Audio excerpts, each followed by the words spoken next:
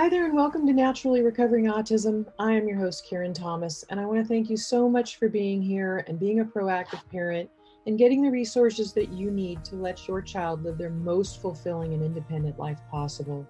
When my own son was diagnosed with autism, I was told to drug him and try behavioral therapies, and there was nothing else that we could do for him but manage his symptoms the rest of his life. But I didn't want to do that. Fortunately, my background in craniosacral therapy of now 30 years let me know that the brain can and does heal, but I didn't know that much about autism. What I did know is that I didn't want to just mask the symptoms with dangerous drugs. I wanted to find the causes and work with them naturally. And fast forward, it took me a decade and a lot of time and effort, but today my son is no longer diagnosable with autism after being told it could not happen. So I'm here to share with you valuable resources to save you the time and some of the expense that I had to spend to figure it out, and to help you let your child lead to their best results possible. Every child's level of recovery is different, but we know that children who couldn't sleep through the night are sleeping now through the night and happily. Their immune systems are now strong where they were once sick all the time. Children who were nonverbal and their parents were told they could never speak are now speaking. Children who were getting D's and F's in school are getting A's and B's. And those that were so anxious all the time and couldn't sit still and were uncomfortable in their own bodies are now calm and happy and relaxed. And they're leading fulfilling and independent lives with friends. This is what we want for our kids. So I'm here to share the resources with you so that you can get the best results for your child, the best possible. And you can start that right now with my free download of the top 7 foods to eliminate beginning today, of the top foods that are the most inflammatory and toxic that are contributing to those physical and behavioral symptoms of autism that your child is having. They're making his life uncomfortable. So you can get that right now at naturallyrecoveringautism.com/7 foods. And feel free to share that with anybody you know who would be interested. And I will also link to it in today's show notes. There's, of course, a lot more than diet, but this is something you could start doing today that will begin to reduce those symptoms. And I'm happy to share everything I can with you. So right now, let's dive into today's episode. Hi there, welcome back once again. There's a lot of concern about what to do with your child, I realize, when they are diagnosed, or maybe you've been on the journey for years and you've been trying to figure out what to do for them. So taking control of your with autism, your child's biomedical path is very important, but statistics show that the rate of autism recovery is significantly higher with a parent's intervention. So this means that your knowledge has everything to do with your child's success. And I know that we're out there hunting and pecking around the internet. We're reading everything we can. I know I went through that myself, and we have to. We need to figure it out for ourselves. I mean, I pretty quickly found that the doctors, even well-meaning ones, and therapists really just didn't know what to do to help me with my son or to help him. And so when I figured it out, I knew I had to share it with others. And that is why I'm here today. I do this for you because I know that you're going through the same challenges that I once did. And I want to help to simplify, clarify, and just really make the path a lot easier for you. As a parent of a child with autism, navigating that journey can be overwhelming. So from understanding the diagnosis to exploring various treatments, the path can seem really unclear and even daunting at times. However, by taking control of your child's biomedical path, you can make informed decisions that lead to meaningful improvements in their health and quality of life. So this episode is going to provide some guidance on how to empower yourself with that knowledge, create a roadmap, and take charge of your child's biomedical journey. Understanding biomedical interventions in autism. So biomedical interventions focus on addressing the underlying biological issues that may contribute to the symptoms of autism. And in today's show notes, today is episode 202. So in today's show notes, I am going to be linking to an episode that I have done in the past, What Causes the Symptoms of Autism, number 134. So remember, all show notes will be at naturallyrecoveringautism.com/202 for today. And I will link to that episode because it gives a lot of depth and insight to your child's symptoms and how they relate specifically to the symptoms of autism and what the causes of many of those symptoms are. So, why it makes it more understandable how we can work with these, especially naturally and safely. When we alleviate the underlying causes, then the symptoms can reduce or even be removed for many, like my own son, even after those experts tell us it's not possible. So always keep the faith, and again, education is the key, which I am here to absolutely help you with. The interventions can include things like dietary changes, the right supplements, again, natural and safe, detoxification protocols where you have an actual roadmap and have somebody guiding you through that process. And they have a proven track record, because you don't want to just be spending your valuable resources on things that aren't going to work, or on somebody who really hasn't a lot to show that they have had success helping others in the past. I think that's really important. You want to address also underlying gut health. The gut controls the brain. The gut controls 80% of the immune system. There is so much connection with the gut and brain and immunity that it's really, really important to, again, learning all of these additional things to as to where the symptoms of autism can come from. The goal is to really improve overall health, which can in turn reduce the symptoms, really enhance your child's development. So some common areas of focus in biomedical inventions include dietary changes, which we just mentioned. Many children with autism have food sensitivities or allergies that can exacerbate their symptoms. Gluten-free and casein-free diets are really commonly explored. A lot of people have heard about them. And as these proteins can sometimes cause adverse reactions that are physical, emotional, and behavioral, there are also additional foods that you really need to be aware of that are inflammatory, allergen triggers, things like oxalates, salicylates, phenols, and histamines. Histamines are huge with children with autism. And it's a way for the immune system to try and fight back for the toxic overload. So we just have this constant histamine reaction, which can cause them sleeplessness, heightened anxiety. So know that there are even healthy foods. Some of the healthy foods can be causes of problems. Food dyes. Food dyes, I did a whole episode on this as well in the past, as I did for histamines, and I'll link to them in the show notes for you. Food dyes are known to cause, like the FD&C like 2 and FD&C 3. FDC3 contains lead. They're known to cause things like anger issues. So it's really important to understand this. My free food guide, which I already mentioned at autismcheatsheet.com, is the easiest link to it, will show you the top 7 offenders and really why they should be avoided. So this is really important, and you can get that free guide right now and really help you understand a little bit more about why those foods are so bad. But they can be the top ones to start slowly eliminating from your child's diet if you haven't already. Additionally, balanced diet, one with rich in essential nutrients, supports overall well-being. Going organic is very important. Our kids can't take more pesticides. We have to feed them, grass-fed and grass-finished beef. We have to use line-caught fish, organic poultry, organic leafy green vegetables, and cruciferous ones like broccoli, and good oils like coconut oil and olive oil. We don't want to be feeding them processed carbohydrates. We don't want to be feeding them the bad fats, which can also cause more problems, like these canola and sunflower and safflower and corn and things like that. Supplements, very, very important. They need to be well researched. They need to be, the focus is on autism. They're bioavailable, which means easily absorbable. Some of them need to even absorb in the mouth. We know that our kids' guts aren't working very well, and sometimes the gut just can't process it. Certain vitamins, minerals, fatty acids like omega-3s, and things are essential for brain function and development. But we really do need to slowly transition into some of these supplements for various reasons. You've got to support detox pathways. You want some binders in place first. You want some to support the detox pathways. These are all very important things as you go through the biomedical path. And again, you need a conscious guide with this. Parents often explore supplements like, again, omega-3 fatty acids and vitamin D.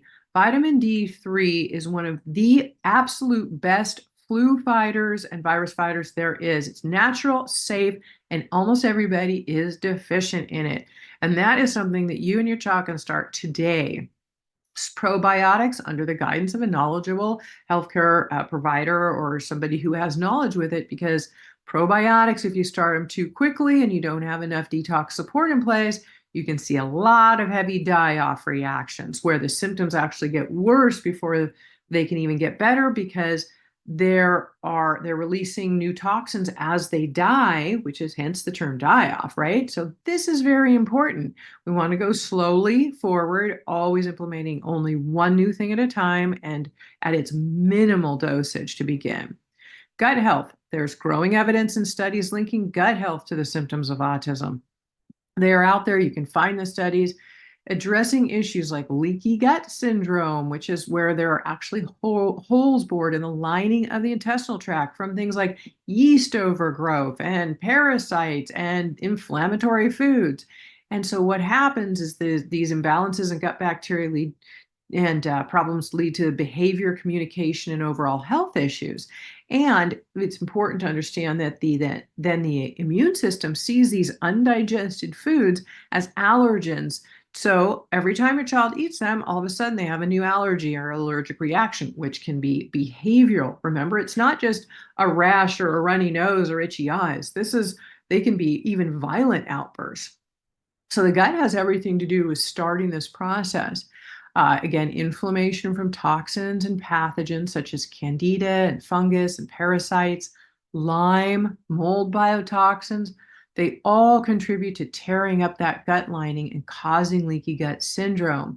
Glyphosate is also something really well known today. It tears up the gut lining. It's sprayed on our food crops, especially wheat in the United States, and it destroys the ability for good digestion, and it also can weaken and destroy the gut lining. And then again, when these undigested foods leak through, then leaky gut doesn't allow for proper absorption of the nutrients from the foods that they're eating as well. So they may be eating decent food, but not actually absorbing the nutrients. I know that alone is daunting to think about. Detoxification. Now, some children with autism may have difficulty eliminating toxins from their bodies. I'm going to say pretty much all of them do. Detoxification protocols such as chelation therapy are sometimes considered to reduce the burden of heavy metals and other toxins. However, unknown to most parents, pharmaceutical drugs such as DMSA that most practitioners will use for removing heavy metal toxins will allow for reabsorption of these harmful chemicals as they're trying to be excreted. And it pulls out good minerals like magnesium and calcium, which our kids are already deficient in. These drugs also don't get into the cell where most heavy metals reside, so your child remains toxic, but they may not show up in testing. Testing for many of these things is very inaccurate. It's also important to use a safe, natural method that can also reach the cells. Just know that there are solutions. Steps to take control of your child's biomedical path. Number one, absolutely educating yourself. The first step in taking control is to educate yourself about the biomedical options available, research reputable sources, join support groups, and attend conferences or webinars focused on biomedical interventions for autism. So you want to stay curious and learn, learn, learn. The more you know, the better equipped you'll be to make informed decisions for your child. Number two, find a guide who specializes in autism. And I can't emphasize that enough. I went to general people at one point and they said they knew autism, but they really didn't. So that's why I had to figure it out for myself.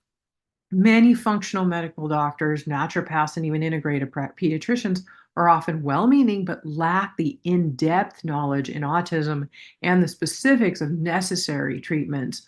While it's important to be informed, working with someone who is knowledgeable and specializes in autism is crucial. Safe, natural methods are also important, as is working with the root causes and not just symptoms. They can help guide you with the recommended appropriate interventions and help you monitor your child's progress. Three, create a customized roadmap. every child with autism is unique, and there needs to be a specific roadmap with a sequence to target issues in a specific order to help set the body up with support for best success in detoxification and pathogen fighting. Get a customized roadmap for autism from someone who has gone before you and has a strong success record. This roadmap should outline dietary changes, natural supplementation, natural therapies, and other interventions that you plan to implement. Having a clear path helps you stay organized and focused on your child's goals, and it also brings you the greatest results. 4, track your progress and adjust accordingly. This is a long road. This isn't something that's going to be fixed overnight, but if you track your progress, for one, you're able to see any changes that have happened along the way, because there is nothing that is too small. Any changes that's positive is something to pay attention to, and it can be really helpful to look back and see that that change has happened or remember it, because we can forget over time. Like, oh wow, my child used to do this and they don't do that anymore. They're sleeping through the night so peacefully now and they didn't used to. As you implement biomedical interventions, it's essential to track your child's progress. Keep a journal or use an app to record changes in behavior and communication, sleep patterns, and other relevant areas. Regularly reviewing this data with your healthcare provider, or even just reviewing it yourself to see the changes it have made, it allows you to make adjustments as needed, ensuring interventions remain positive, but also so that you know that there have been effective changes. Things have been happening. And again, you have to have a really real expectations need to be real. If you expect in a month your child's going to be fully verbal and they're nonverbal now, that's not a very realistic expectation. And you can set yourself up in your own mindset for just feeling like there's failure. It's not failure. We're learning. There are no failures ever. It is always a learning process, and you have to be willing to be patient, can be continuous, consistent, and keep moving forward, because again, it does take a lot of time, but that's okay if you're on the right path with the right roadmap and the right guide. Involve your child in the process. Depending on your child's age and, of course, their abilities, you can involve them in the process. Explain what you're doing and why, and encourage their input wherever possible. Even nonverbal kids can understand this. Empowering your child to take ownership of their health fosters independence and helps them understand the importance of self-care. My son he is actually trying to help his friends eat better. It's just astounding. But you think at some point that, when they're younger, you think, well, maybe they're not listening to me, but they are. And so they do hear you and they pay attention, because eventually when they are hopefully independent, as my son now is as well, they're taking good care of themselves. Education in natural health care and why a healthy diet is essential will help them to engage in those methods on their own. Build a network. This is a support network that you need. This can be a very lonely and isolating journey. Surround yourself with a supportive community of other parents who are like-minded. They're advocates for their children's well-being. Share experiences, successes, read what other positive changes have happened for their child, because it can help you in some of those darker moments where you feel like, oh, is this going to happen? And you're not there to compare your child to theirs, or why isn't my child there yet? This is about using inspiration, helping others inspire you. It can really give you valuable insight and definitely emotional support. Online forums, local support groups, and social media communities can be great resources. Be patient and persistent. Again, biomedical intervention can take time to show results, and the process may involve trial and error. Okay, it's not just one and done, right? Patience and persistence are key. Celebrate small victories along the way, and remember that progress, no matter how incremental, is a step in the right direction. Some common pitfalls to avoid while pursuing biomedical interventions, it's important to really be aware of some. Avoid some unproven treatments. Be cautious of treatments that lack a successful track record. How have they worked for others before? How do you find that out? Listen to others. Have others shared about that? Stick to interventions that are supported by research and recommended by trusted autism specialists. Don't overwhelm yourself or your child. Implement changes gradually to avoid overwhelming your child and yourself. A step by step approach allows your child's body to adjust and helps you manage the process more effectively. Only add in one new thing at a time, whether a supplement or a food, and begin with the lowest possible dosages or quantity. This allows your child's body to adjust to anything new and for you to monitor their symptoms. And don't hesitate to slow down at the first sign of increased behaviors. That's a sign of die-off that we mentioned a little while ago here.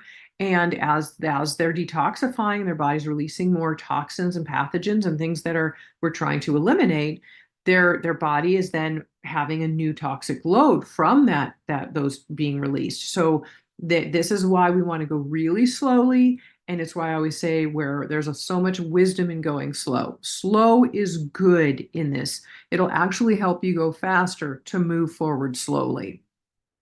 Watch out for information overload. There is so much information available out there, I know. It's easy to feel overwhelmed.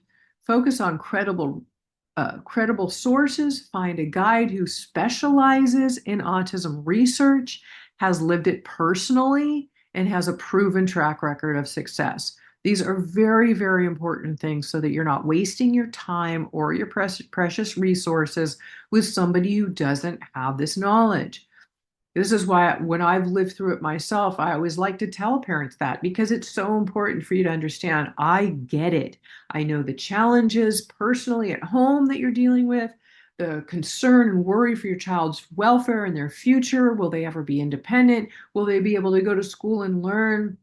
And there are so many positive testimonials that I have to share with you. And I'll note some on the show notes page for you because, again, I want to help you stay inspired and know that I do teach these things to parents as well. I can help you on this journey.